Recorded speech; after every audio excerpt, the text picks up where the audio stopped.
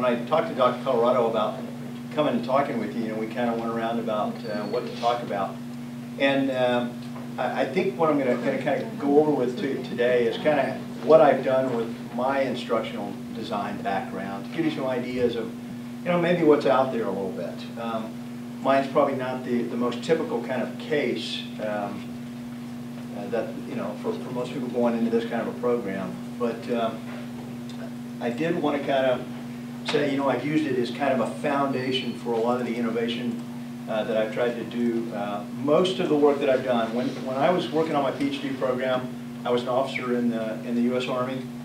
I finished the program, spent some time overseas, and then retired shortly after that from the military, and decided that I wanted to keep doing this kind of work, primarily with the military first, because that's kind of what I knew, and that was, there's a big comfort zone there. We also had been involved in a number of programs while I was on active duty, where I was training people. Zenny talked about the Tactical Commanders Development Program. We had all the brigade commanders in the Army came through this 2-week program, and what we tried to do was teach them to think like commanders. And so for a long time we had been using some very generic, a lot of PowerPoint, a lot of lecture type of classes, a lot of guest speakers would come in and just sort of fill their heads with a bunch of stuff, but nobody was really teaching them to think like commanders. And so we took some simulations, and I hope everybody can hear me out there if the volume's fine. If not, let me know.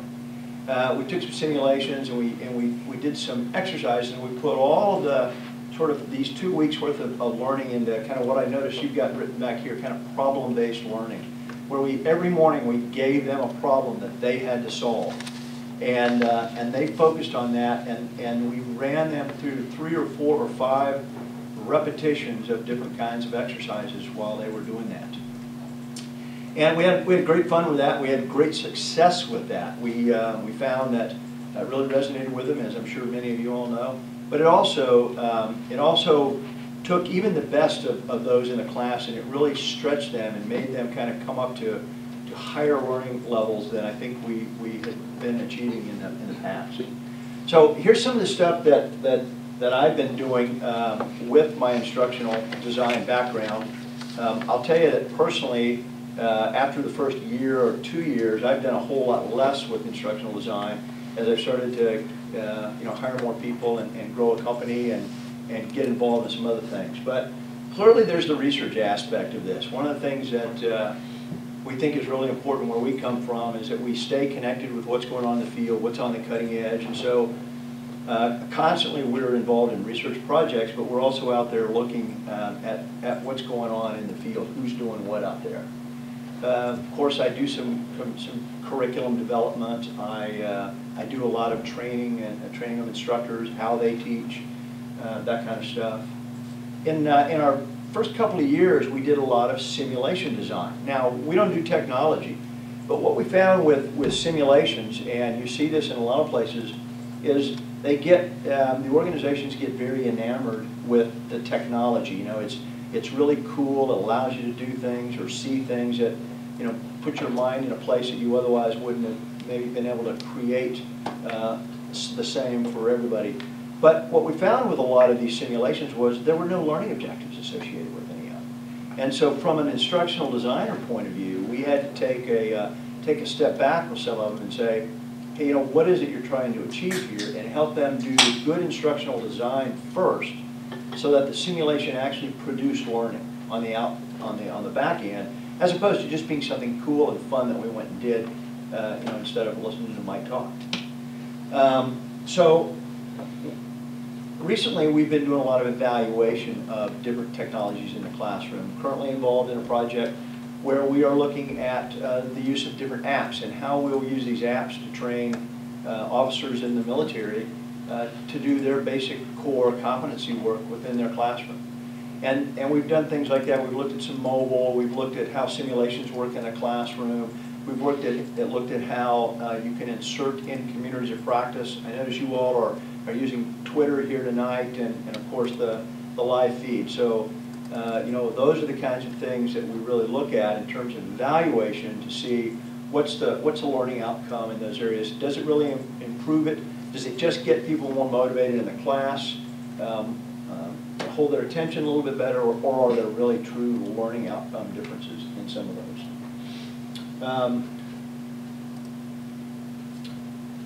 One of the areas that I ended up getting into, quite by accident probably, I had started, when Zinni and I were working simulations, back during our course time at KU, I started to get into these communities of practice, and I started to use them in my classroom when I was teaching at the Army's Staff College up in Fort Leavenworth. And as a result of that, some people in leadership positions kind of noticed that and wanted me to help with some knowledge management programs. So we helped build a knowledge management program there within the Army at Fort Leavenworth, the Combined Arms Center, and that became sort of the foundation program for all the Army's knowledge management. Now originally I was just doing the communities part, where we were using online communities to link people together so that, for instance, captains or majors in the Army could specifically share the kind of work they were doing every day, those who were learning with those who were out practicing. And that became a great conversation that we had online. They shared tons of information with one another, and it turned out to be extremely successful. So successful, the Army bought into it. We've now got probably close to 100 of those communities out there, and about 240,000 people across the military engaged in those kinds of conversations on those particular forums that we started. And I can remember when we had 60 people, in our original forum, trying to get it up and going and get a conversation started. So we started doing that, and that actually led into this whole thing called knowledge management, because somebody had, said we need to start thinking about that, and we started putting this bigger program together. So I'll talk a little bit about what knowledge management is and how we used it, without going into a lot of detail. But I'm open to questions, so feel free to do that. Over the past 4 years, one of the things that we've had a great opportunity to do is go into about 25 different organizations. And these are organizations, big Fortune 5 companies. They're military organizations, they're aid organizations that work worldwide. And we've had a chance to look at how they manage the knowledge, the institutional knowledge and the individual knowledge within those organizations, and how they share it with one another. So I'll talk a little bit about how we did some of that. Recently I've been doing a lot of team building and helping organizations that have had teams that have been maybe floundering or not performing at the highest levels. They want to get together and do some team building around a structured approach that we kind of came up with a few years ago, and it really helps them. It helps them get to the outcomes that they want a whole lot faster, 10, 15 times faster than if they kind of follow some of the traditional methods. So that's been really good. I do get the opportunity to speak at a lot of seminars and talk with a lot of folks. I get to go to conferences and things like that. And I run a lot of workshops on these different areas that we teach, primarily a lot of the knowledge management and the team building stuff. And that in addition to the teaching and speaking and writing, is what I really like the most, I think, out of kind of what I get to do. So Dr. Colorado told you that after I finished the program and got out of the military, I was wandering around figuring, what am I going to do? And I decided the best way to control that was to start our own company and focus on the things that we wanted to do. So I found some really smart people. I teamed up with them, and we built a little company called Strategic Knowledge Solutions and started to focus on the knowledge management initially, and then some of this design stuff. My partner, Holly Baxter, is also an instructional designer by training, and so the match was really a great match. She also comes at the perspectives from a very detailed and analytical point of view that's very different than mine. I'm a big picture, like to get in and start at the end and work my way back type thing. She'll get in the front and work her way forward. So it was like a great partnership because we could kind of get the whole spectrum, both sides of the coin, if you will. We've had the opportunity to work with some really incredible partner companies, and we've worked for some really incredible organizations and corporations that are out there. We're currently doing some work right now with companies like Eaton Power, the Federal Reserve Bank, Exxon, the Army's Research Institute. We have done a lot of work with World Bank and USAID, which works all over the world. And that's in addition to all the military kind of clients that we work with. And so when you're out there thinking about what you do as an instructional designer, it's an endless opportunity, because some of these organizations have pretty well-developed training, corporate training pieces within their companies, and we'll spend a lot of time with them, helping them refine certain parts. They'll bring in outside help quite a bit, or they're just looking to bolster them, for a sort of a surge that they wanted to do some hiring or something like that, and they needed extra support. They might kind of come to a company like ours. So we've been pretty busy over the past, I think it's coming up on about 7 years now, and it's been quite a ride. I wanted to kind of tell you, there is money to be made out here. You're all going to be looking for jobs. There is money to be made. We took a small company and a couple of really focused ideas and started to blossom those and started to stretch that out now over the last couple of years. It turned a company of about what were 4 people at the very beginning into a company of 26 people, and are bringing in some pretty good revenues. We used to do a lot of our work for the government, and as you probably heard, that's not a good place to be working right now, right? So we started to shift, about 1.5 years ago, we started to shift a lot of our work toward the corporate side, doing less but some sustaining work with the DoD. And that's kind of what we're projecting out there for our 2013 work. And I show you that only to say there's opportunity out there. You need to know there's opportunity. The way we work is in these 3 particular domains here. We do a lot of consulting services now. That's where the bulk of our resources and revenues are going to come from. We're developing some training and education programs, and that's starting to show some benefit. One of the things that we kept getting when we were out consulting was, well, hey, you guys need to teach other people how to do this. And after we got 5 or 6 years of experience under our belt, we could say, okay, now we're kind of qualified to go teach some of these workshops and do the corporate training that they need to be certified and things like that. And then we'll do some on-site program support for organizations if they need that specific type of hand-holding or program management and actual knowledge management folks on site. For a long time, we had people that were kind of all over the country supporting DoD and their knowledge management program. We had advisors at about 15 different locations. But what we've noticed in the last few years, and I guess I really started noticing this back when we were in school together, is there's been this big shift. And this should be no surprise to you all, and in fact, the fact that it was ever a different way might actually surprise you. But when I grew up, and the schooling that I went through was mostly about come to a classroom and some learned person would, if you were good, would give you all the knowledge that they had acquired for a long time. And so a lot of our courses, and still a lot of them out there, and we go see a lot of companies these days, are still very instructor-centric.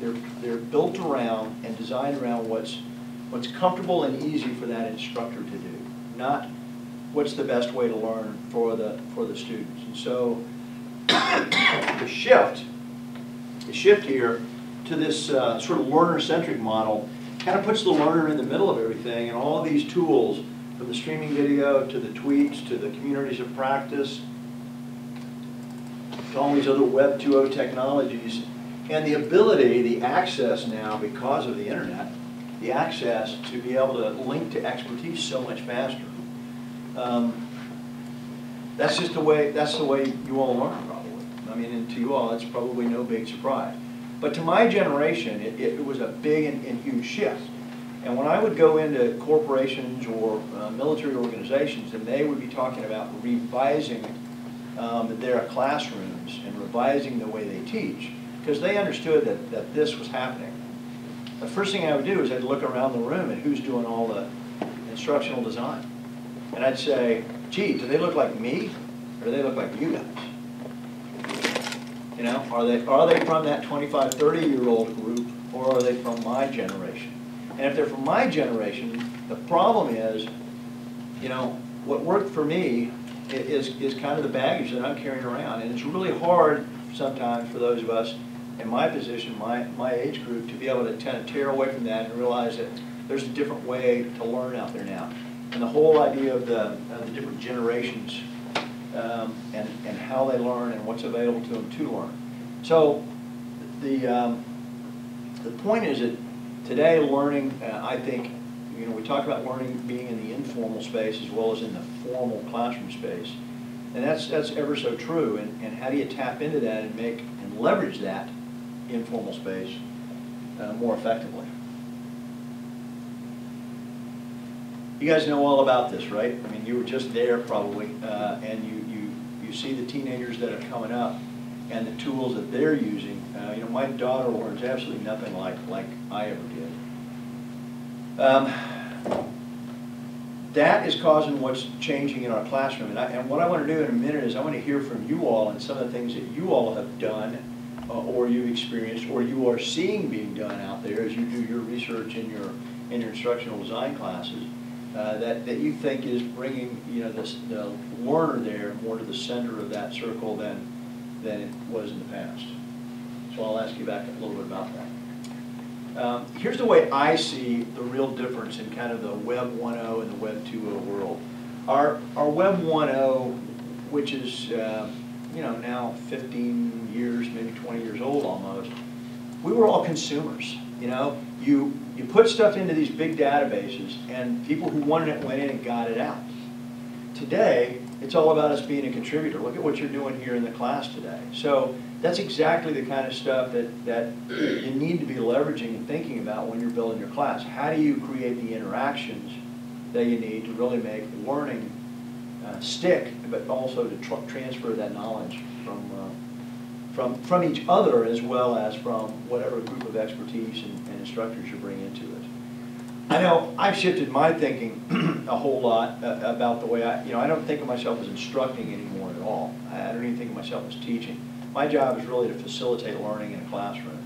And that's the way I look at it when I do workshops and all. Now I use PowerPoint and I'll use other tools and methods to kind of set the stage and get a message across, but my job is really to facilitate the learning, so when they leave that room, that they've accomplished whatever the objectives were that were set, you know, at the beginning, and also meet the expectations that they had by coming into that classroom or corporate workshop. Lots of tools out there. We talked about them a little bit. The key here in sort of this generational shift is how you link all those together to make them all work in some kind of synergy without overwhelming the students or overwhelming the faculty, you know, that has to try to figure all these things out and make good use of all these different kinds of tools. Using a couple in the classroom, I think, is an absolutely great idea. Use too many of them, and then all of a sudden your message kind of gets fractured. I wonder what Web 4 is going to look like. This idea of an informal learning environment has been talked about. It's called a whole bunch of different things out there. But the idea is that we keep hearing and reading in research 70–80% of what we use on the job is really learned on the job from other people, from other sources. It's not learned from formal classroom education. So you look at where organizations spend their money. They spend their money on formal corporate training, classroom education, you know, institutions like this. That's where they spend their money, is the formal part of this. And the key isn't that you need to now all shift that to informal. The key is how do you blend those two things together to make an integrated environment?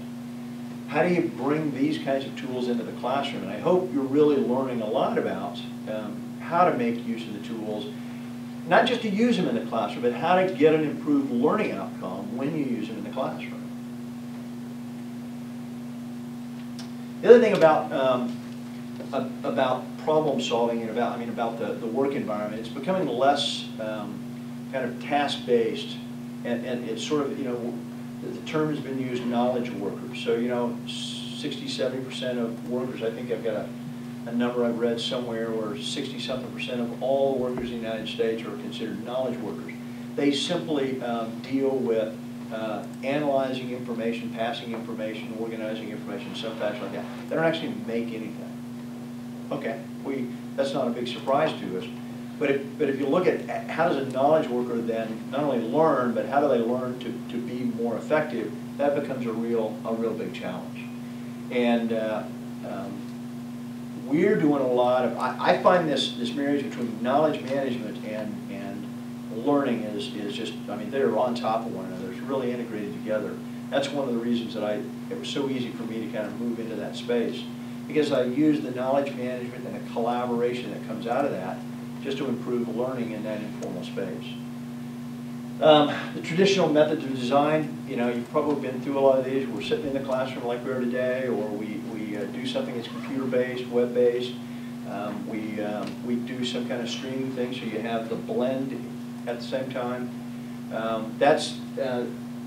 That works, and there are times to do it that way, and there are other times when you really need to break it up and combine all these other tools. So, we could leave the classroom today, and while you're tweeting about it, you might actually go out to a community of practice later and talk to other practitioners about what they're doing. And next time we get together, you're bringing in ideas that you learn from somebody who's a corporate trainer out with a big corporation and how they've solved a particular problem. So you're bringing that expertise into the classroom without having to bring them into the classroom type thing. The idea of games and simulations, are getting huge out there. Gamification is getting really big. How we use those games effectively is really, really important, because it's too easy sometimes to throw something into the classroom and although it's fun and it engages everybody, what are we really getting out of it?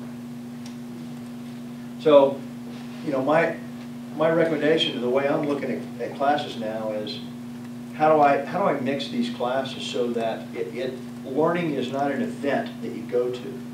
Learning is this process that you go through. And learning is just a big, long continuum. And as soon as you come out of one, you're rolling it into the other. And you do as much learning in the workplace as you do in formal classrooms. And bosses have to understand that when I'm there in it at work, that I ought to be learning. Part of what I do as a knowledge worker in that organization, that company, is I learn rapidly because you want me to keep moving to the next level. I don't have to stop, go away to school for 2 weeks and come back.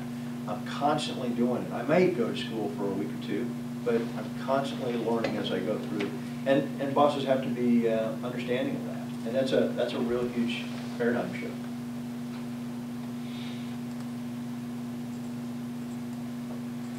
One of the things that we've been writing about for about the last 3 years is because change is happening so fast that our classrooms have to learn to adapt and change.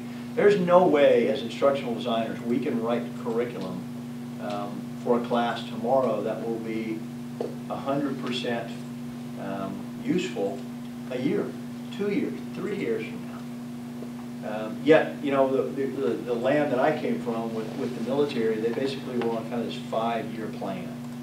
That didn't work.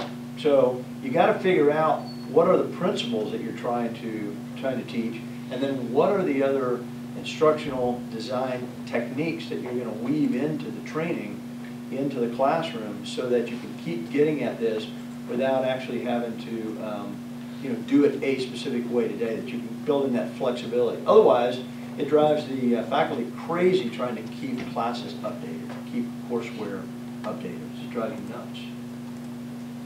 Crazy. So the Army came out, I'll just give you a little bit of Army background. The Army came out with this thing called Army Learning Concept 2015, where it finally, after we've been beating on them for years and years, they finally realized that, yeah, different generations learn differently, and there's different tools out there now than there were some years ago, and they had to change all this. And so they've gone through this incredible process, which, for the Army to make this even acknowledgement was an enormous step forward. And I was proud to say that I had an opportunity to work on some of the early language of this Army Learning Concept 2015 when it was only talked about as Army Professional Development. And then that actually grew. The senior guy in charge kind got a chance to see that, and he said, now this is more than professional development. This is the way we need to learn. So they expanded that into this kind of a concept. And have now kind of latched onto it. Well, they've got the philosophy right, but they have no how-to back this up. So they don't know how they're going to get there. And they basically kind of said, here's our vision of the future, where you're learning with all of these different tools, not PowerPoint necessarily. You guys go figure it out. And I would guess that many of you are going to be in that same kind of a boat when you go into, Eaton Corporation, or whoever it is you're working for, IBM, in their corporate training side, or to some university.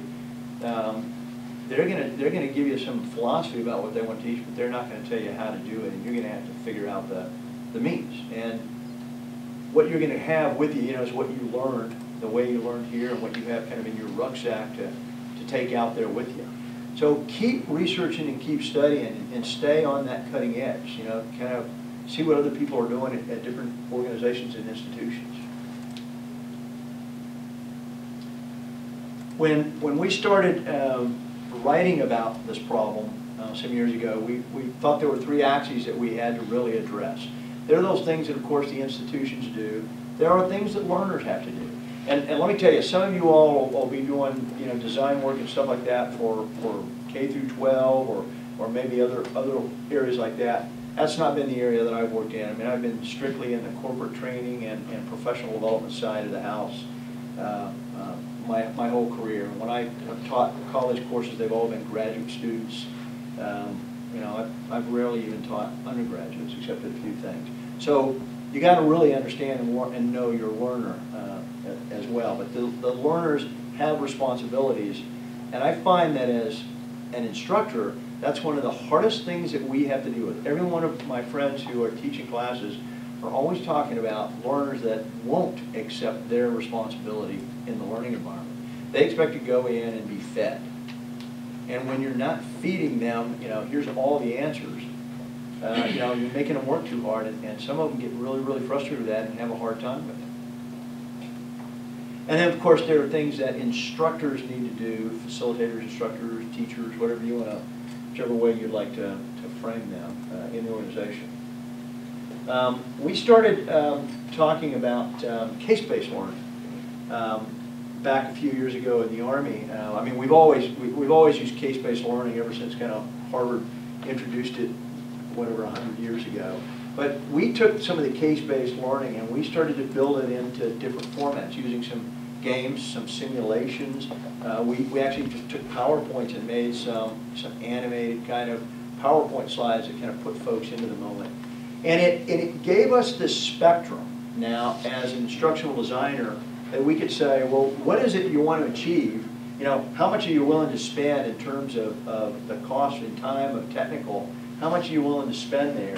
How much collaboration do you need out of this? And so, okay, we might fall somewhere down here on the low end, or we might fall somewhere way up there on the high end. And I'll get some examples of some different things that we've been involved in the last few years. And some of them are on that far end, but I can't do very many of those. Those cost a lot of money. I can do a whole lot of these things down on this end. So you've really got to start with what's my learning objective and what's the best way for me to accomplish that learning objective. And if they're sort of low on the scale of knowledge and comprehension, you might think that maybe we stay down here in some cases, or if it's core skills that everybody's got to have, then maybe you really go up there a little bit higher. So it's how you use this sort of the scale that really gives you a tool to be able to use as an instructional designer. And that's an important conversation to have with the people you work for, who you're developing the training for. What's their, what are they willing to invest, and what's in their mind's eye. If you all have questions out here, please don't hesitate to interrupt. Because I can sit and do this all day long. I won't. But. Here's something that was really pretty simple to do. We worked with the folks out at University of Southern California at the Institute for Creative Technology. One of the things that we were finding is that when you just do the PowerPoints to kind of give people the right answer, that becomes kind of their gospel, and they didn't learn any adaptability out of it, or as much adaptability as you could. So one of the guys out there came up with this very creative way of just doing quick little cartoon strips. And we had done this exercise that was related to this cartoon strip. And then he just produces this where everybody now gets one of these and gets to fill in that last frame. You get to end the story. So pretty good, you know, okay, so that kind of tells us as facilitators, what did you get out of this? And then we said, well, you know, well, what if we automate this and we actually build it into our communities of practice, okay? So now I can share this with the hundreds of people maybe in my community. You know, by seeing what the episode is, I fill in the dialogue box there, do a little explanation, and then I get to see, after I've contributed mine, I get to see what other people put in their last box. So a real simple idea, you know, kind of made like really easy. Here's another one we worked with a different company where we just simply took pictures of people and we kind of built the scenarios around them. And then you can turn around and you can use these scenarios to train new workers when they come into the organization. One of the things that we found in a lot of the organizations that we went into, over 25 of them, more than half of them did not have any kind of an onboarding program for new employees. So you look at an opportunity, an area for corporate training to take hold. That's enormous, because when I hire somebody, what's my expectation as employer about how quickly they are producing revenue-generating work for me? How quick should that be? And I know the answer depends on kind of the organization and what they do. But that's a conversation that the HR folks or the training folks in the company ought to be having with senior management.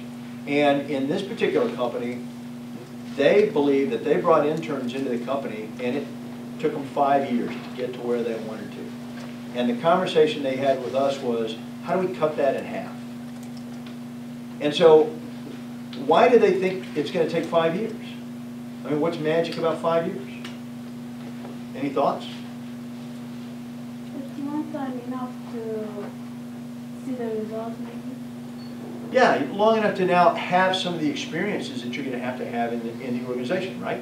So Because knowing the environment. What's that? Knowing the environment. Yeah, you get to know the environment and stuff like that. So remember, you know, we should have journeymen and tradesmen, and they work their way up to kind of being masters. And generally, we talked about it took 10 years to become a master. Well, it's because it took about that long to have the experiences that you needed to have. So with that in mind, what we said was, so how do we create the X number of 100 experiences that they need to have quicker? So using things like this and some other tools, we were able to design basically kind of a gauntlet that a new person would go through, where every couple of weeks they could get a new situation like this, and they would have to deal with it. If they had to kind of wait through a regular internship, they might get something like this once a year or every 6 months or something. Actually, they didn't have a strategic planning, so they had only the ability to control what they have planned. For that they are in such problem. I'm sorry, was there a question? What they have planned? A comment. On this? Yeah. Yeah, what they were looking for was how to reduce the specific time here to train people how to deal with ethical situations and what was an ethical situation. So the key was, we can send it out in text, and put out emails to people, or we can send out little things like this where they have to kind of like fill in the box. And what it does is it made everybody get engaged in it. And the new folks now would start to ask a lot of questions out of these kinds of things. So it was very simple. It took 15 minutes to put something like this together. But it gave them something that they could kind of use over and over. And it gave them basically a methodology, a framework that was more important than anything. What were some of the answers that you got? What I were couldn't. some of the funnier answers that you got?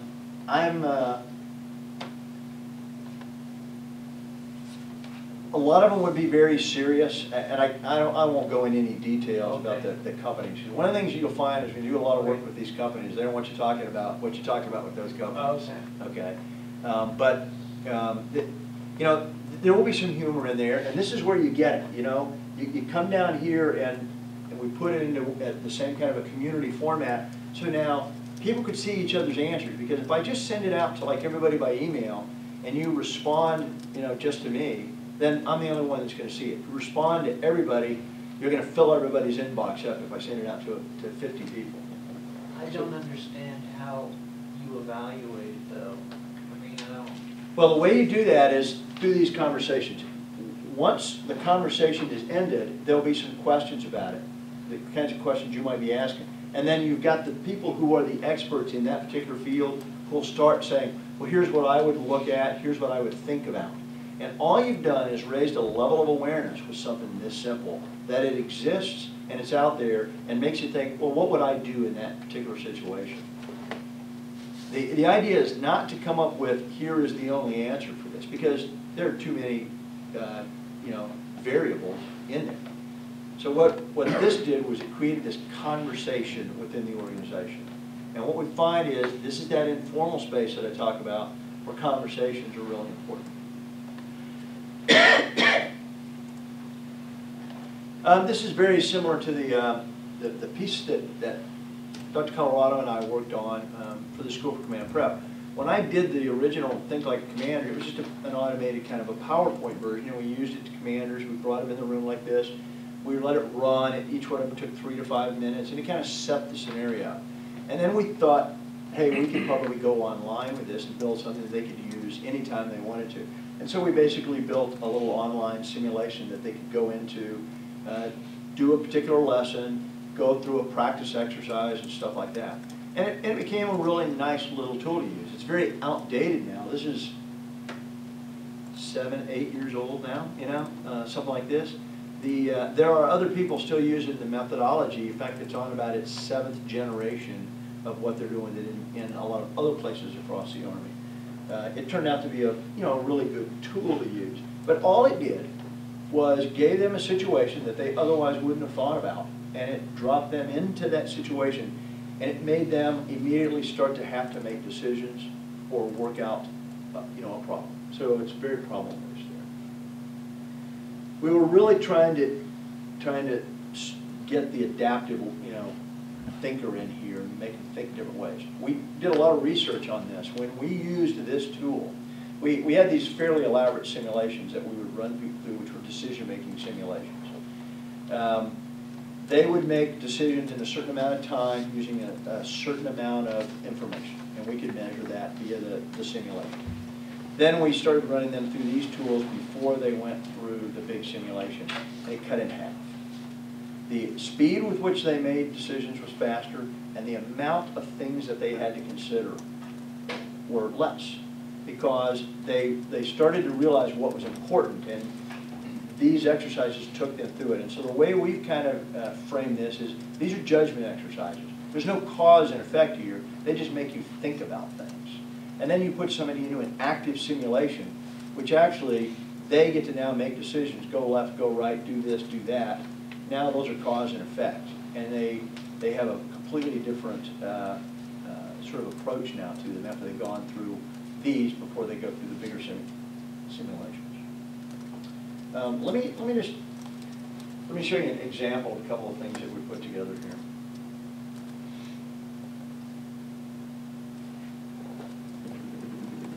Very simple, kind of a graphic situation that we used to put soldiers into a checkpoint situation which they were going to have to face going to Iraq. Man, I thought Vegas was hot. This is hot. You get there much? Yeah, I moved there in high school. Dad's in construction. Who needs Vegas? Got a casino right here. Vehicle inspection roulette. How'd you seem to forget, though? The house always wins. All right, knock it off. What? Off duty, call them whatever. Not here. Especially with us new to the AO, gets people killed. Damn Hodges nearly capped me at a checkpoint with my old brew. Rigged an IED to blow when I popped the hood on a pickup. Think Thank God his wiring stunk. They aren't all Hajis, Sundelli. Now zip it in front of the natives. Next one coming through. Oval white, oval sedan. Plate number 28934. Yeah, every freaking Haji drives an Opal? What did I just say? You sure about this one? The key We to have some not of been these making friends today. is make them controversial so that it really draws people into them.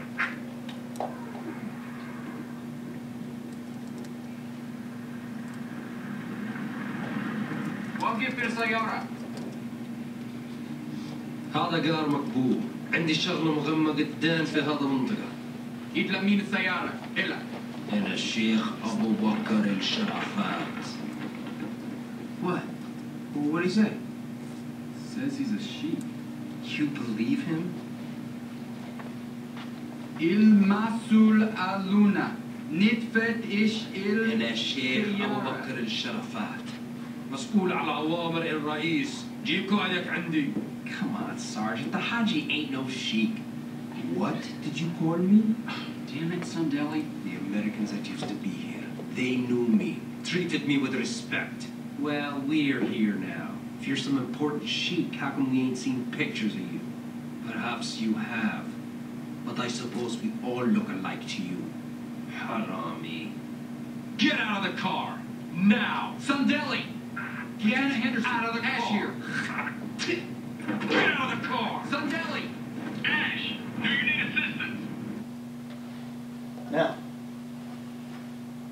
that was made to start the conversation about cultures, okay, and it really did. I mean, one of the issues that we were having when we had soldiers in Iraq initially was just like that, the ignorance of other people's cultures, and so we had to have a way to introduce it to them without saying, hey, we're going to beat you up about culture here.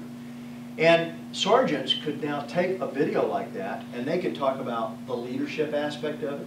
They could talk about what they did, what they do with Sundelli when you start to exhibit that kind of behavior right away. What are the right kind of procedures that we ought to use? How do we treat people respectfully? What are the things? So there's this design of being, making it really uncomfortable in there, but the situation kind of sets itself and then something turns. And that always pulls people in. And it's the conversation. We put this up on one of our communities of practice and let them talk about it. And over a weekend, we had 450 people now commenting amongst themselves about that, about how the sergeant should have handled the private, how we got to think about culture.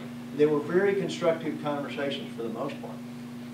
And those are the ways that, we've addressed some of these kinds of issues. Mike, and this is a perfect example of using the media to its strength. I mean, you could read about something like that, and it's not going to have that impact.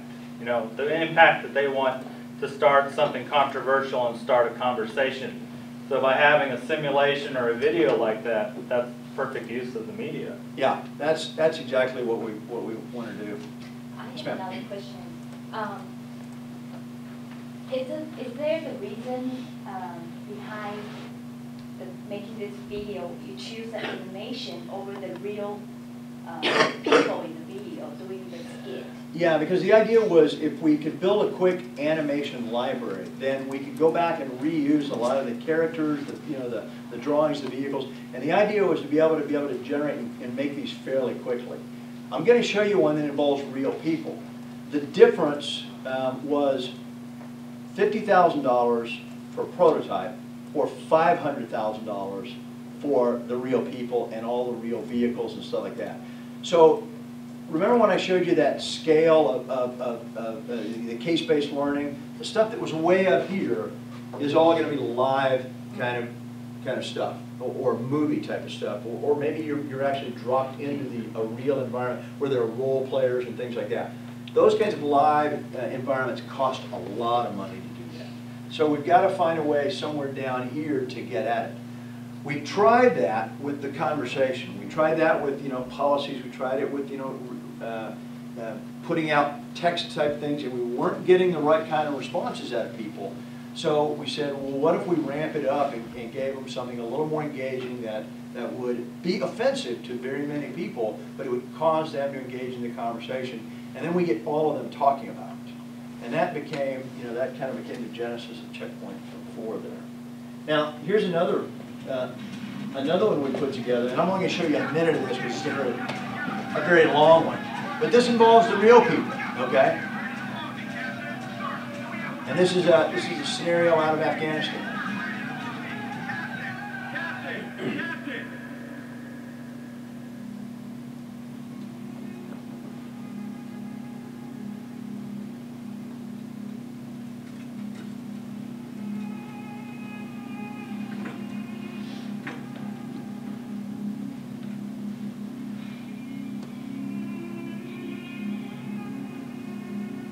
Here's a new captain, dropped into a company that he didn't know anything about, and they had a mission that was ongoing, and he had to deal with it.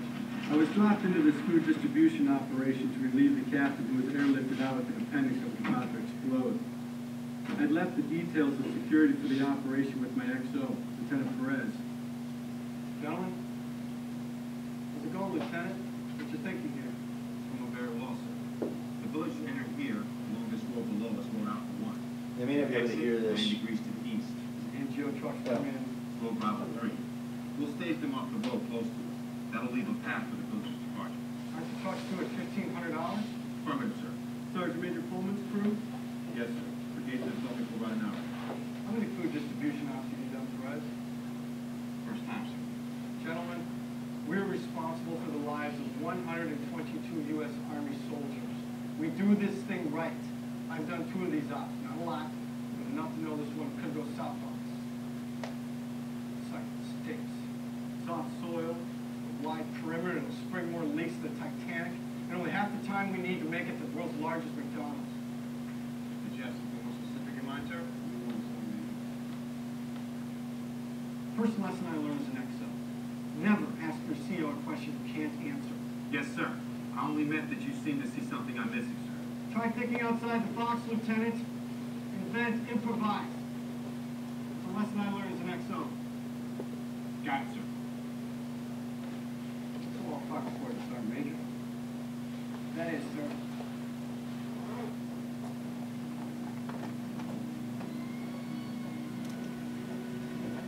This goes about 15 minutes, so what I thought I might do is play it at the end, or do you all want to see it through? Who wants to see it through? 1 or 2? Yeah? Okay.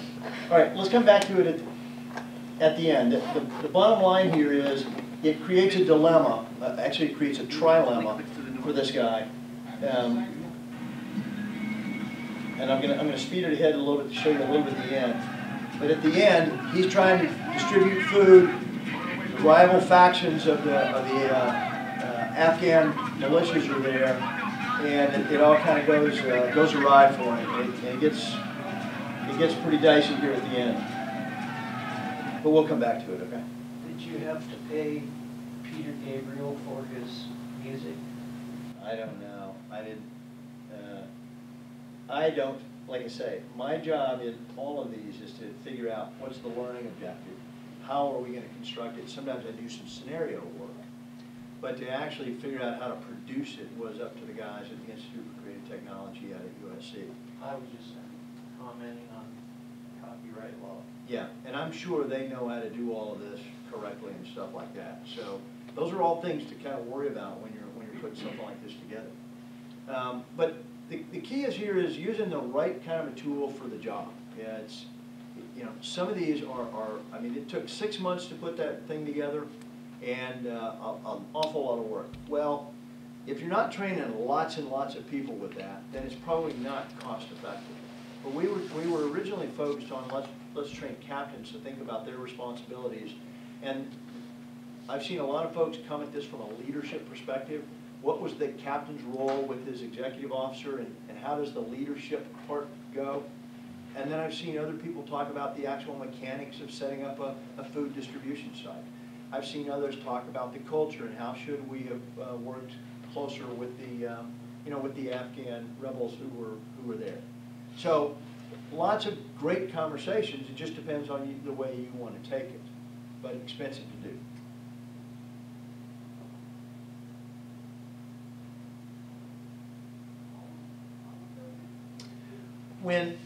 when we designed these, one of the things that we were really instrumental in is figuring out how to coach people through these decision games. What are the kinds of questions that you ask them? What are the kinds of things you need to make them think about? As an instructional designer, that was a big part of our role. As the simulation developer, they had no idea. They were just good at creating graphics and putting music together and making things happen on stage.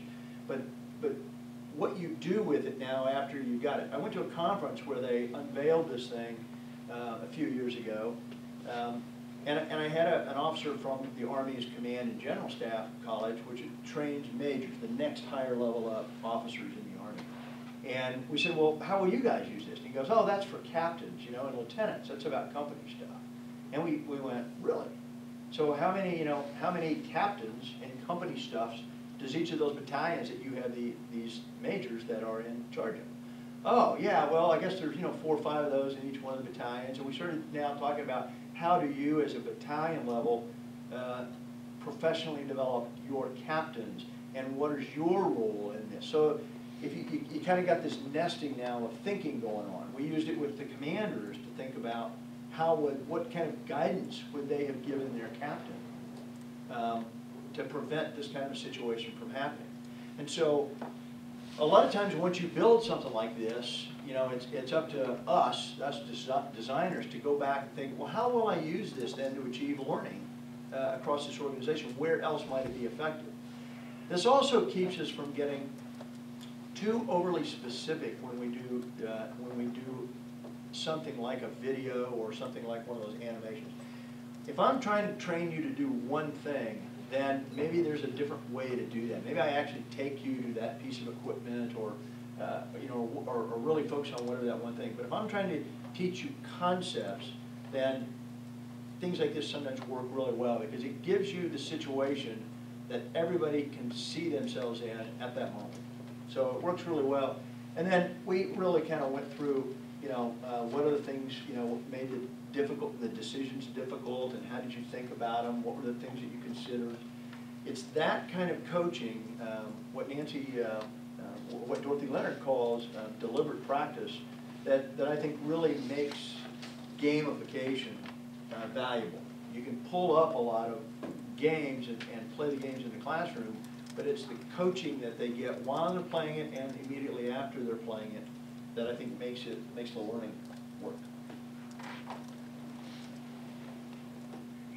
How are we doing? We doing okay? Questions so far? All right. I said earlier we looked at what institutions need to do, what learners need to do, and what instructors need to do. And we start off there with the institutions. They got to provide the right kinds of context for learning and the right kinds of tools. Somebody had to pay for that stuff to be made. You've got to look at what's available in your corporate organization or in your school environment that allows you to use this. There are so many free tools out there and free freeware that will allow you to do a lot of this kind of animated stuff now very quickly. So I think that's really coming down. We noticed that all the faculty has trouble, if you look at the entire faculty in a broad sense, has trouble. A lot of people have trouble with these kinds of tools. They don't know how to do them, first off, how to coach them, how to build them and integrate them into the classroom, or even what to tell a designer if you had a designer and a technology, a graphics artist there to do it. So we found that you have to be pretty selective on the faculty that were using this stuff. Most of the ones that started to use these kinds of things self-selected. We didn't try to force it down people's throat. They said, oh, I like that. And so they get good with one medium or another. Maybe they got good with some of the community practice stuff or video. Maybe they got good with something with the animation. They could come up with really good storyboard ideas. So everybody didn't do everything in a classroom. And that actually kept it quite exciting for the students because they got a different variety of mediums in different classes. And then this whole improvement on the faculty development. We really have ramped up how we teach our faculty now and using a lot of the kinds of tools. It's not just about managing the technology in the classroom like the smart boards and the computers, but it's now about how you integrate this kind of stuff into those classrooms. We also found with our institutions that if they're not focused on adult learning, then a lot of this becomes play. And play can be good in a classroom, but it's not probably where we want at the graduate level. So that focus on adult learning and what responsibilities the learners takes on versus what responsibilities the institution and the instructor take on are very important. And the path that is made at the very beginning of the class sets the expectations for that class. The other thing that we had to really focus on with institutions was give your instructors, give your teachers an opportunity to try new things, bring them into the classroom. Some of them won't work, some of them will be absolute disasters. But create a way to have a conversation so that at the end of the month or the end of the quarter, you bring everybody together and you can say, Mike, what did you try? And I can say, well, I tried to do this video and it was an absolute flop, you know, and here's what happened. And we can now learn from one another. Somebody might tell me why mine didn't work. They may have tried the exact same thing and it worked perfectly in their class, and they can tell me what I was doing wrong. But if you don't do that as an institution and start to share with one another, then all you'll have are these little islands of excellence all over the place, little classrooms of excellence, and it won't spread across the campus.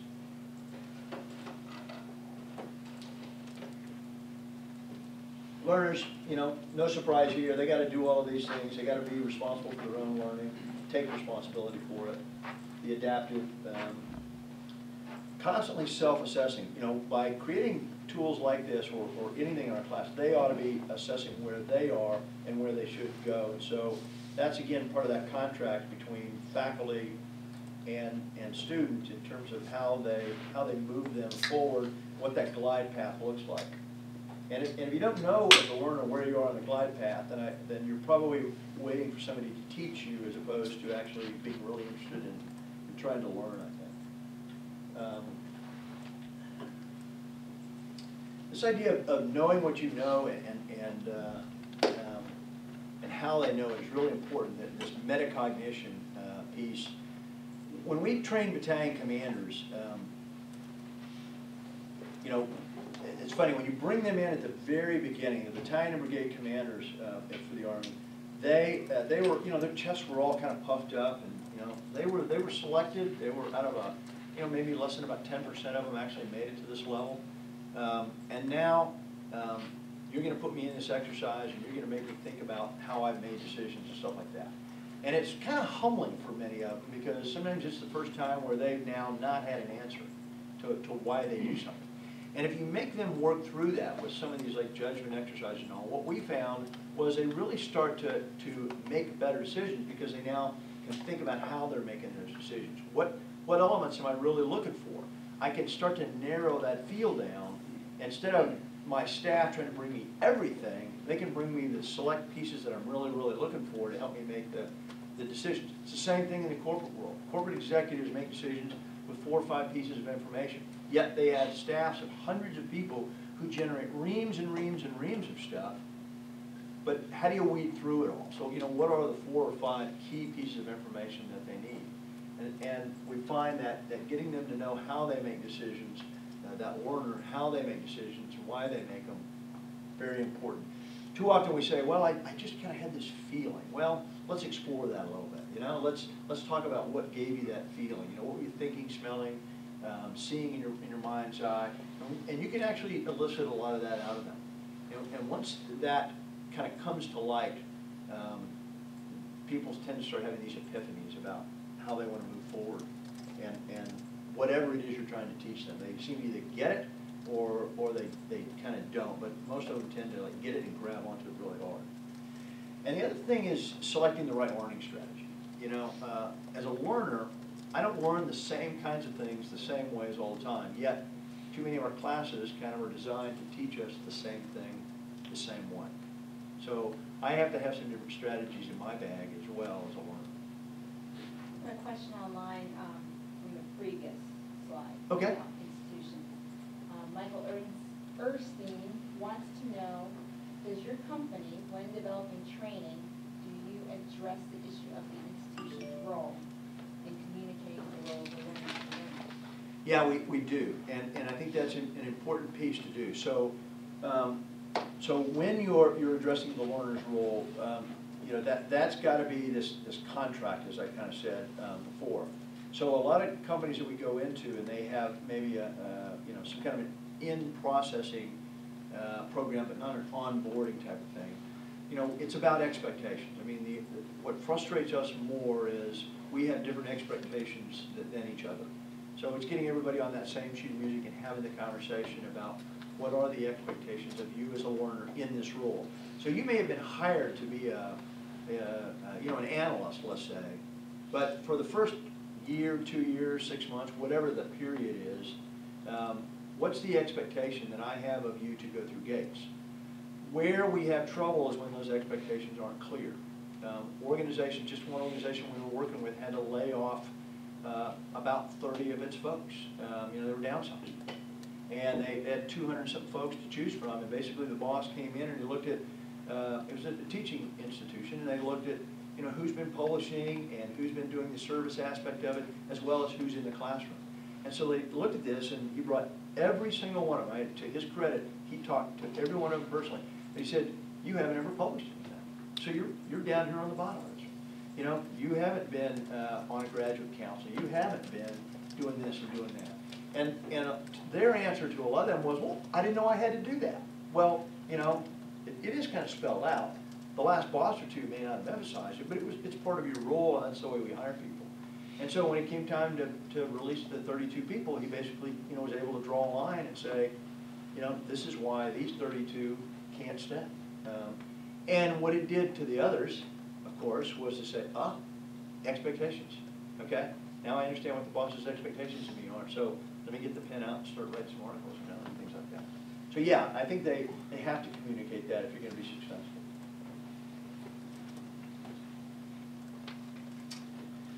And then finally we get to, you know, what instructors have to do there.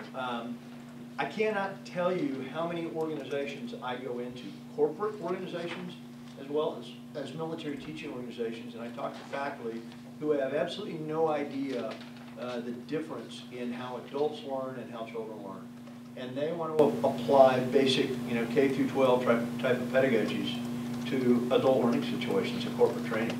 And boy, that's a tough one because they're just setting themselves up for failure. A lot of them, you know, are either new in the classroom and kind of haven't been baptized yet by the students, but understanding how adults learn and why they learn and what motivates adults is a tremendous advantage when you're teaching adults. And I would expect the same if you're teaching K through 12. I mean, you know, how do kids learn? This idea of talking about strategies. If we can talk about different strategies and say, look, I'm going to use 3 different strategies to get this point across, and they understand kind of what you're doing, again, you know, you're putting it all out on the table for them. They can then figure out which strategies seem to work best for them. So as they go through their learning journey, they're picking the right strategies when those strategies are available to them. New competencies in facilitation. Like I said, I don't instruct, I don't teach anything, but I facilitate a lot of stuff. And that's I think where you've got to be. I coach a lot more than I teach anything. And you know, the difference in a coach and a consultant is a coach asks questions. A consultant gives you answers. Good instructors know how to get to these higher learning levels. They know how to scaffold their instruction. They know how to quickly see and identify that we've got this concept, let me take it up a notch. I may have only wanted to go to this level, you know, with the learning, but I have an opportunity because everybody seems to get it to go to the next level. And they can quickly adjust to those different levels. We've noticed that, you know, by looking at hundreds and hundreds of instructors now. And I tell you, it's very clear when you see people who get that. So that's one thing I would tell you is when you write your curriculum, you have to create the flexibility in it to take it up to the next level. Very, very quickly. So the instructor, whoever happens to be teaching that, knows what that path is to get up 1, maybe 2 levels without leaving everybody else behind. And then really using the new strategies and the tools like we talked about, the Web 2.0 stuff, soon to be Web 3.0 types of tools. These are really good strategies and really good tools to use, but if you're uncomfortable with them, then you know, everybody will have the exciting class over there, not you know, here with us. So let's let me, what are you all seeing out there in terms of strategies that are working? Or what are you learning about the strategies that are working? Can I get some feedback from you all? What do you mean by strategies? What I mean, so what have you seen from either your studies or by being out in some of these situations? Have you been out doing internships or student teaching or designing with somebody like that? What do you see what are they using that seems to be working? Like a lot of times they use the multimedia, present ideas or new songs. Multimedia, yeah. Okay. Get to know your target. I mean, get to know your audience. Because, like, for you, you're more familiar with the military-based training, and then you know what other soldiers are thinking, and then you know what kind of training they might need. So it is really important to get to know that field and before you can design the training for them. Right. I mean, it's also the culture of that organization. Mm-hmm. A little bit about that culture is really good to know when you go into it. When I switch between Army and Air Force and Marines, those are very, very different cultures, although they're all military. It's even harder when like last week I was in Michigan teaching, leading workshops with a bunch of healthcare workers. They were basically social workers. Wow, that's a very different kind of crowd for me working. So I had to know a little bit about them and what really, got them excited about learning and what they were going to do with this when they learned it. That really helped. Yes, ma'am. Oh, I noticed that because I use a lot of inquiry teaching, just kind of posing all the questions around in the classroom, engage them to answer it.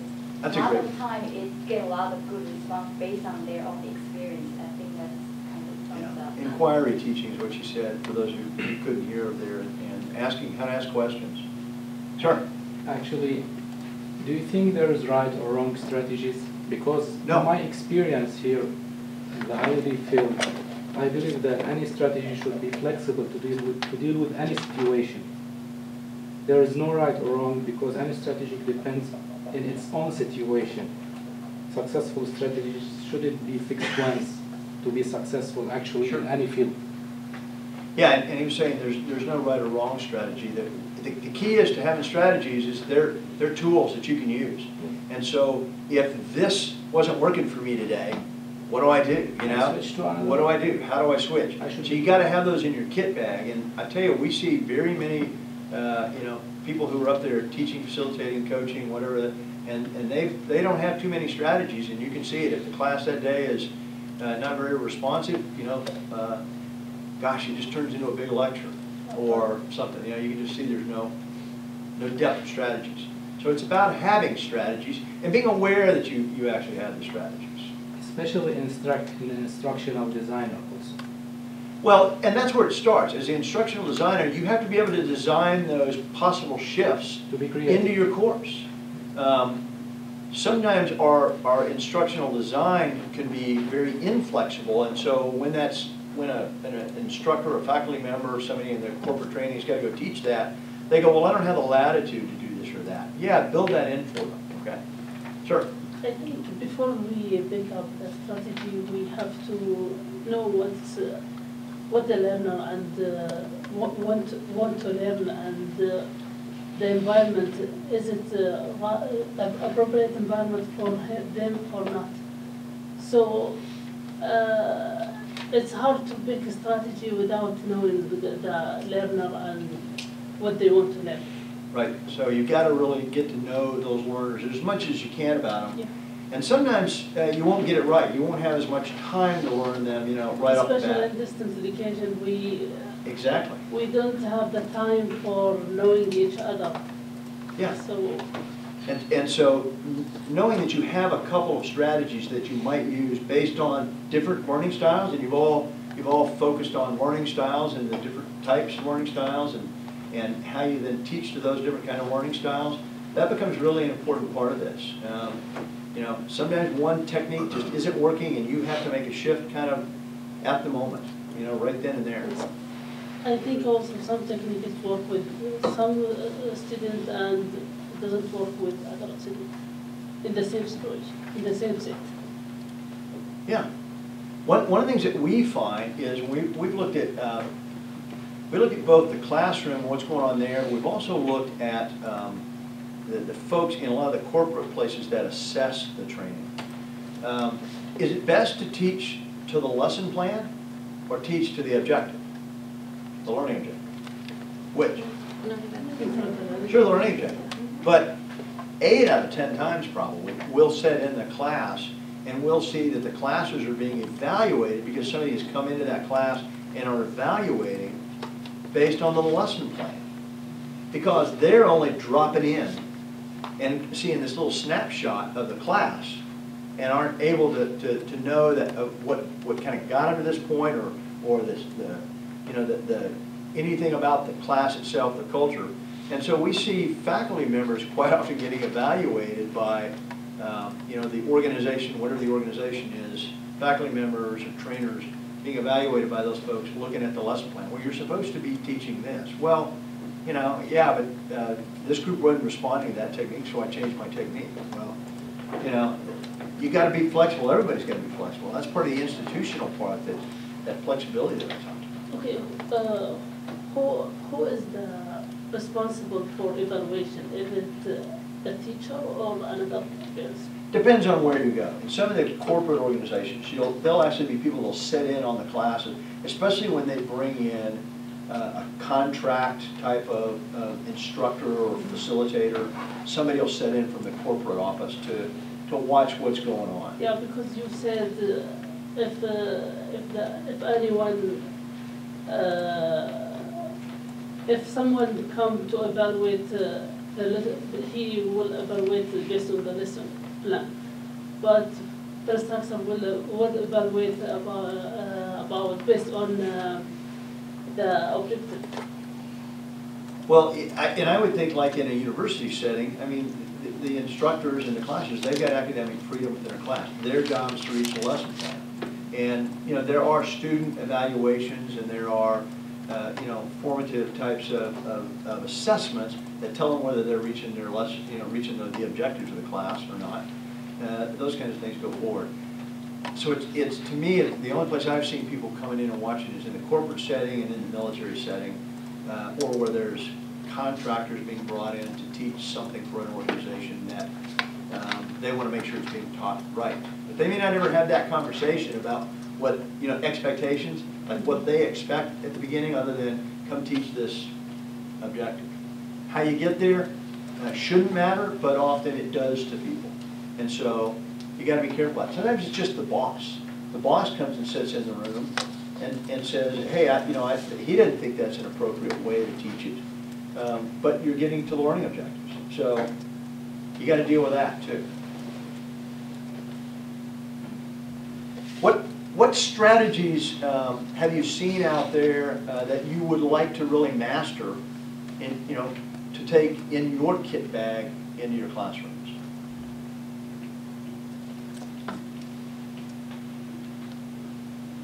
Simplicity is the way to success. Yeah? Okay. I think like a global look, just because that's... Being able to keep a big perspective on things and see who else is doing what out there. And it seems that everything seems to be headed that way, where we're able to connect faster, we're able to get there faster. Why do I need to teach you anything if you can look it up at the moment you need to know it? If that's the case, what should I be teaching you? How to look at the resources. How to learn. The strategies for how to find that information really quickly, and then to quickly assess what's good information and what's not such good information. How many of you take the top 1 or 2 when you do a Google search for something, and that becomes the truth, right? Okay, and there might be 10,000 of them, hits on there. So it's the strategies for how to weed through all of that stuff that's out there and available to us now. It's learning how to learn that's become the most important thing. I'll show you a great quote here by Alvin Toffler at the end of this, but it's about that. It's about becoming adaptable and learning how to learn. Good. I think that you as instructional designers need to have in your kit bag these different strategies, just as you would if you were teaching it in the classroom. And you may have to design your own. You know, I design a lot of my own classes that I'm in there teaching. You need to be able to have the conversation with the people who teach that to understand where those change points are, where you can move the class up or down very, very smoothly, you know, to scaffold that instruction wherever you do it.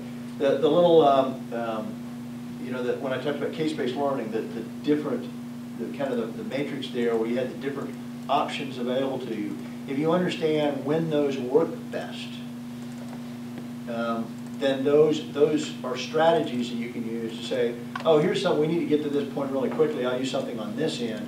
But here's a big point that we really want to hammer home, and we want a lot of people to get it and remember it and see it and have this image burned in their mind. So I need to produce something out here that'll help with that learning.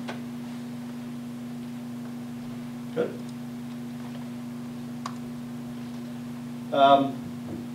Our playbook that we use when we're talking about this idea of blended learning and 21st century learning is really focused on having a way to share best practices. And I know too many schools that just don't do that, too many corporate institutions that don't do that effectively. Have a way to bring all your instructors, your faculty, your coaches, whatever they happen to be together, and have structured and meaningful conversations about what worked and what didn't work. Make it a safe environment that I can say, I tried this, it failed miserably, you know, here are all the conditions around it. Let's try to figure out why it failed and go back and do it again. And creating that space to try new things. You got to really understand the learner, and a number of you have hit on that. You got to know your culture. You got to know the learners out there as well, and be engaging. Yeah, we know about all that. So that's why the games and stuff like that are so popular right now. Instructional designers, as well as facilitators, coaches, teachers, instructors, all have to sort of start working on this new set of competencies to kind of deal with this new world and all this technology. And you know, you got to be able to do many things simultaneously. So it's for some people it's kind of hard to do.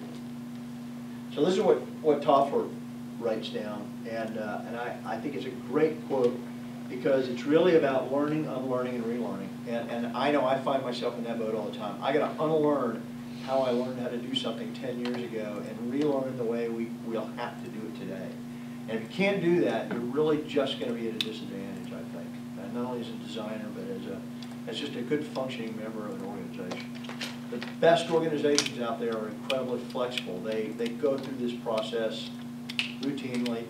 It's no big deal.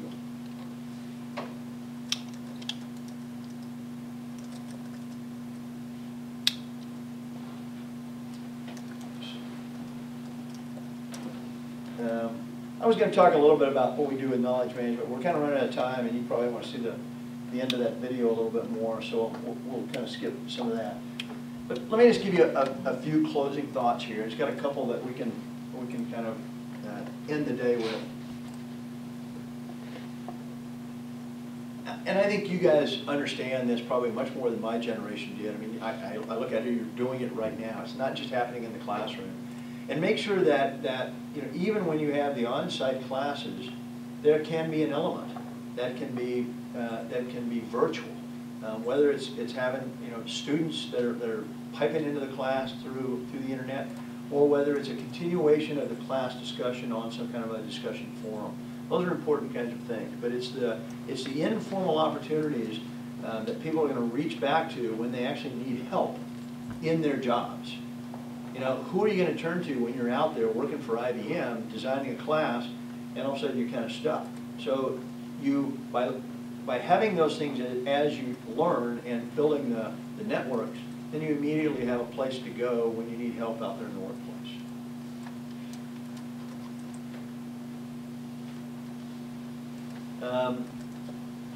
Technology is great, but I've never seen technology share knowledge or make a good decision without somebody putting information into it that drove it in a particular direction. It's all about the people.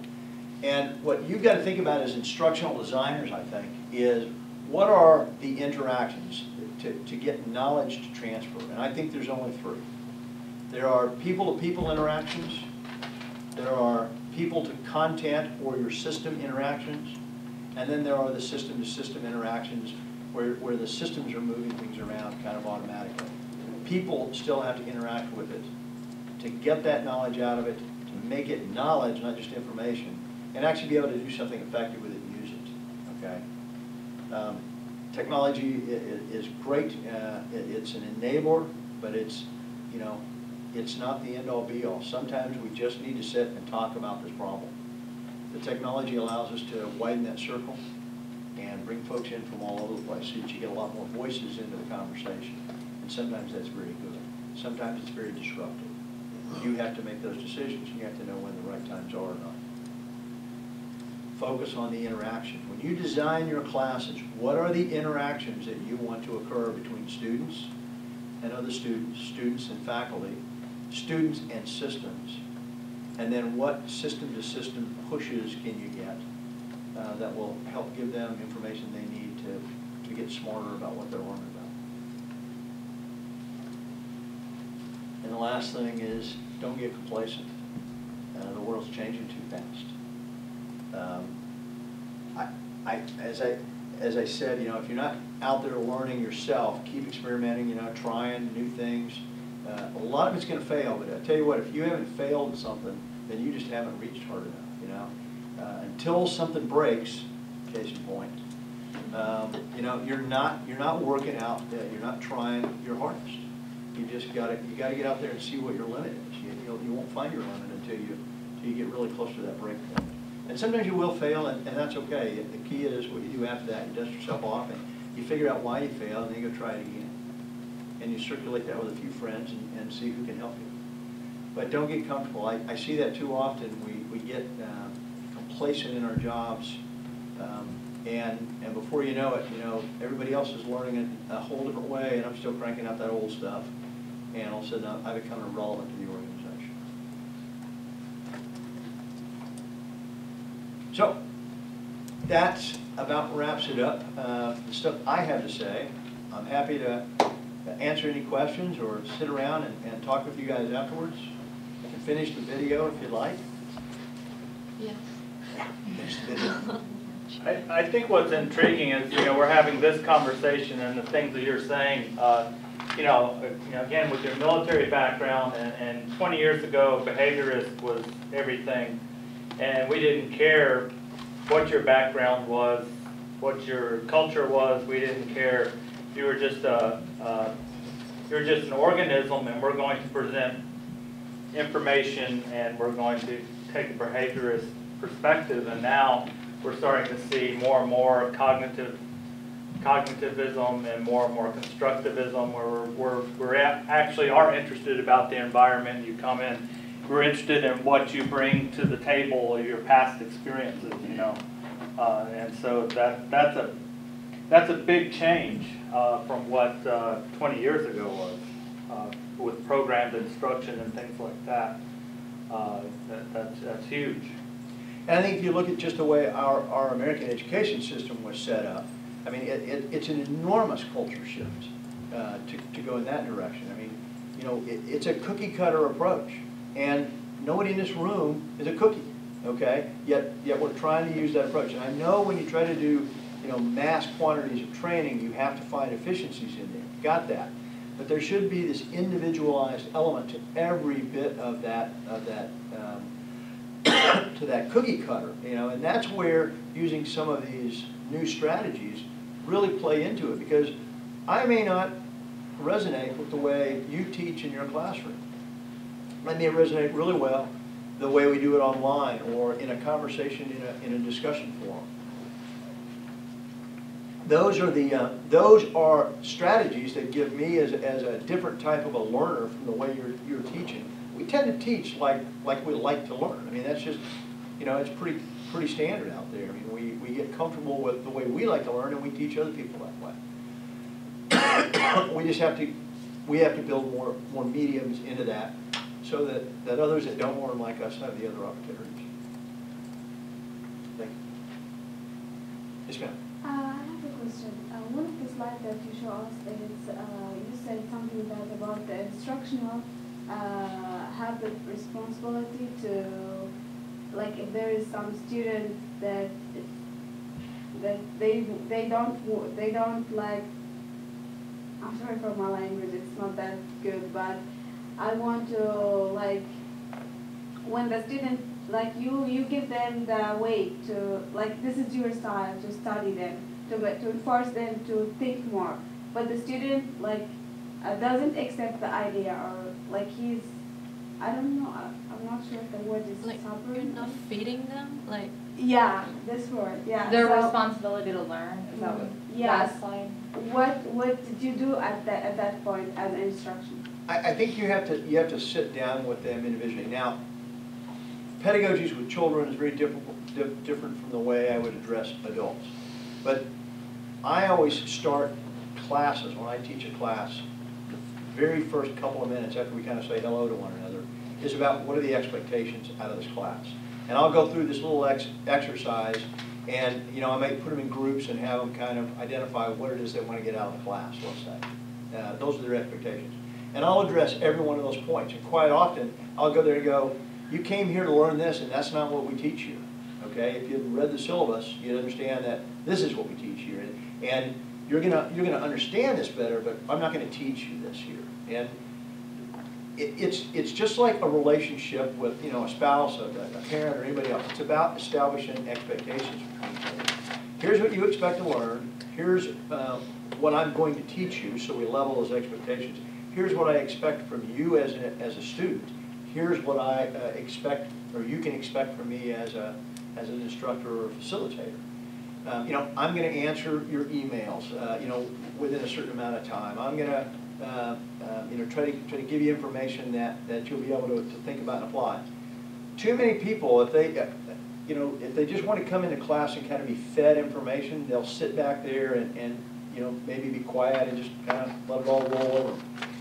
I used to think they weren't paying attention, and what I realized was maybe they have a different learning style than I do, and what they're doing is analytically, absorbing all of this. And so I would maybe have to ask them questions, during the question session, where I have to go specifically to them. What do you think about this or that? And they probably have an answer, and I can tell right away whether they're paying attention or not in the classroom, whether they're engaged in the learning. They just may be quiet. That just may be their nature. One of the things that our computer-based or web-based technology gives is folks who would be sort of wallflowers in a classroom and would almost never ask a question out loud in front of anybody else, have all kinds of questions when they can use the chat, text them in or something like that. So they get much more engaged in class. Yet other people who need to be with other people and find affirmation that way, the online classes don't work very well for them. So you got to figure out where you fit as a student. And as a faculty member, you got to realize that there's a whole lot more ways than the way I learn. Yes, ma'am. Yeah, I have a question. What do you think about informal learning? Because I've been doing research on this. So how do you think the informal learning works in... How do I think it works? Yes. The research that I've seen says that, the majority of what we use on the job comes from informal learning. Now that might be what we look up on the internet. That might be walking to a colleague's desk and asking them. That might be walking into our boss and saying, how's the company approach this? But it's something informal. It's outside of this formal kind of a classroom setting. So I think it's an enormous part that's been generally overlooked for about the last 40 years. And I think that our connections with a lot of tools like we see in the classroom here today are bringing those two areas closer together. The key is like the two areas. The two areas, formal and informal learning. Okay, so I mean, we've got like the Twitter thing going here, which is very informal, yet now there's something persistent out there, somebody can kind of go back and get some thoughts on the class if they've got them out there after the class. Remember, I said learning isn't an event, so it's not the hour and a half we spend together tonight that's the most important. It's the process that we go through to learn and maybe have additional conversations. the conversations that Dr. Colorado will take you through, you know, about things that were said in this class and other classes. And it becomes a process. Learning just becomes a process now. Yeah. Do you think the future of informal learning, what do you think like the emerging technologies in the informal learning area? That's kind of use Twitter or use Facebook or use other chatting tools when I was in the class. I can still like chatting with my friends and learn something at the same time. So what do you think the emerging technologies for informal learning? I think it's because of the emerging technologies that informal learning is more possible today. It used to be, when I went to school, you know, and some of my professional development courses and graduate work, you know, it was kind of like everything I was going to need to know for the next 5 or 10 years. And I don't think you can do that anymore. Number one, the world is changing too fast. I had to teach a knowledge management technology class for about the past 4 years without ever mentioning a technology, a specific technology. Because when I originally started to design that class and wanted to talk about some of the tools that they were using, those don't exist today. So how do I write that class void of actually using brand names of technology? You're going to have that same problem in your classroom. And so when you put out an idea in your instructional design, how do I teach a concept or an idea? Don't lock the instructor into having to teach it just one way. Give them maybe some choices that they could bring in ideas. Maybe they use some online technology. Maybe they go look for some articles that are on there. Maybe they search this or search that, or bring in some extra. But they've got now options to be able to, so that as the world changes, the flexibility is already built in for them to be able to adapt to it. And they don't get locked into an overly structured curriculum. I was wondering if you would share some things about the structure of your company and its employees, as far as like how many employees do you have doing this or that? Sure. And what are their job positions, if you feel comfortable talking about that? I mean, we've got the traditional, the kind of corporate office type of stuff, that handles day-to-day operations and administration and things like that. And then we've got people that, for instance, do very diverse things. Some of the instructional designers that I've got, these guys are historians, and we've got a lot of background in instructional design. They're out developing staff rides with a particular group in the Army. And so they'll take an organization out to a particular battlefield, and they'll talk about all the leadership aspects or the tactics of that battle. They have to design that and lay that out. They have to design it not just so they can go teach it, but so that the other folks in the group, I can hand that off to you and you can go teach it as well. So that's a big part of the instruction. Is that the storybook story? There is a storybook involved in that. That's right. Yeah, right. And we call them stands, and you basically, it's from this point of view, here's the things you're going to learn. So it's kind of like a day-to-day class. And then I'll go down the road 5 miles to this place, and we'll look over this area, and there's another storyboard to talk about what happened there. Because remember, what you're trying to do in something like a staff ride is make people stand on a piece of terrain that maybe 150 years ago, we fought a battle on, and make them visualize what was going on without showing them a slideshow. You're standing out in a field. So you have to paint the picture in words. You might have a few photographs or some things like that, or pictures you might want to show. I have folks that have just designed training for the Army, training strategies, so that every organization in the Army can go into a particular database. These were instructors who understood how, instructional designers who understand how the Army trains, and they basically built all of their curriculum into a database. So as a leader in one of those organizations, I could go into this database and I could pull out a certain training event, and all the information about that would all of a sudden be packaged for me. I could say, I want to do this event, learning objective, let's call it, and all of a sudden, all the how-to would be put down there. All the resources that I need would all be organized for me. So I'm basically printing out how I would go about doing that training. It doesn't tell me every step by step, but it tells me everything I would need.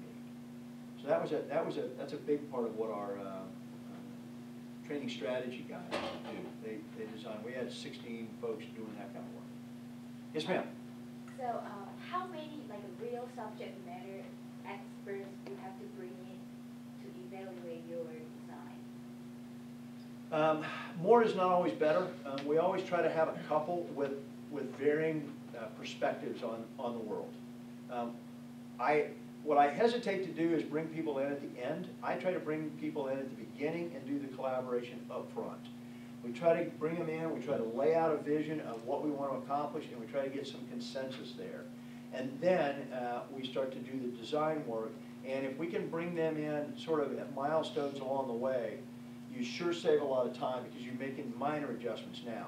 I've seen many organizations go through this design process, like they go through a year, and you come to the end and they lay it out and you go, that's not what I wanted. We did that with the Army College. You know, the boss asked me to come in. It was I just finished up my program, and the boss asked me to come in and sit on this briefing where they completely redesigned a year's worth of curriculum at Leavenworth. And they had spent about the last 14 months doing this redesign. And the first thing I did is I look around the room, and all the guys and the gals in there look like me, you know? And I said, well, you know, so where are those Gen X and Gen Ys, and how are they, because who are we teaching? We're teaching Gen X and Gen Ys down here. So where are they in the instructional design team? You know, everybody kind of hung their head and, you know, what was good enough for us, it'll work for them. Well, sure enough, the feedback from the class was so bad that about 30% of the course was redesigned the next year. You could just predict those kinds of things. So you get people in early, I think, early, and then have some milestones along the way. Say, here's the storyboards.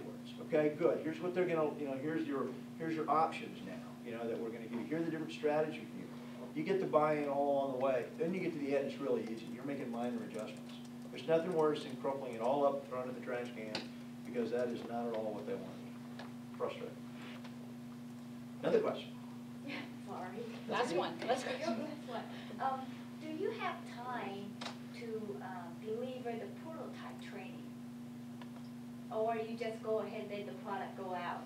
Now, the prototype training is really important. The important part of any prototype training that you're doing is doing a good alpha and a beta test on that stuff, okay? So you got to handle that like any experimental design that you would run. You know, when we map out and storyboard out like what we would want to accomplish, like we did with Checkpoint 4 and the little piece in Afghanistan, you know, once we mapped that out, then we brought a bunch of people into the room that weren't involved in mapping it out and got their feedback on it. And then we built some key pieces of it and ran them through it. And it got tweaked from all those iterations. So if you have time and can do that, you'll get a better product. Sometimes it's just not possible. I mean, you have really fast deadlines and you've got to roll something out. And fast is better than pretty. You know, you've heard this saying, there's good, there's fast, and there's cheap, right? You can only have two. So which two do you want? And that goes for our instructional design field, I think.